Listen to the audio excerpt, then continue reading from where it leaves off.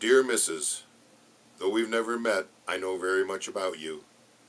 I know that you've got hair that shines like the morning sun. You've got eyes that hold the blueness of the sky and of the deepest sea on a clear day, and a smile that has the sparkle of a diamond. I know that because I've heard him say those things about you. They're the thoughts and the words of a man who spent many heartbreaking years behind prison walls. The father of your children, the man who worshipped the very ground that you walk on. He had a picture of you, Mrs.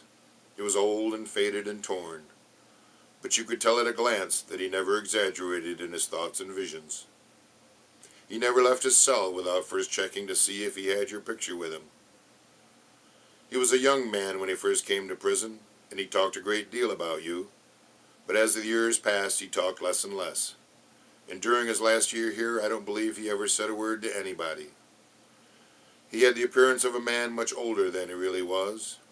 He walked with his head down and his shoulders sagging, and the walk itself seemed to take a great deal of effort. He never received a letter or had a visitor while he was here in prison, but never did he stop looking and waiting. Every day at mail call you could see him standing close to his bars with the look of a child awaiting a reward.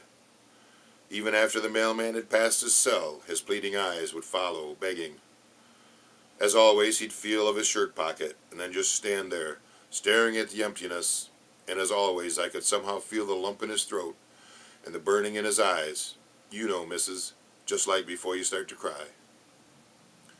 Well, I thought you might like to know that they buried his body today, just outside the prison walls. They buried him there because nobody cared enough to claim his body. You know, there was even a couple of old convicts there that actually cried. No, not because they cared for him, but what he died from they cared for.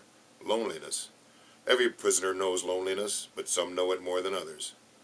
The man that they buried today had died many times. Every day he waited, hoping and praying for a letter or card, or just a note or anything to let him know that somewhere out there somebody cared for him.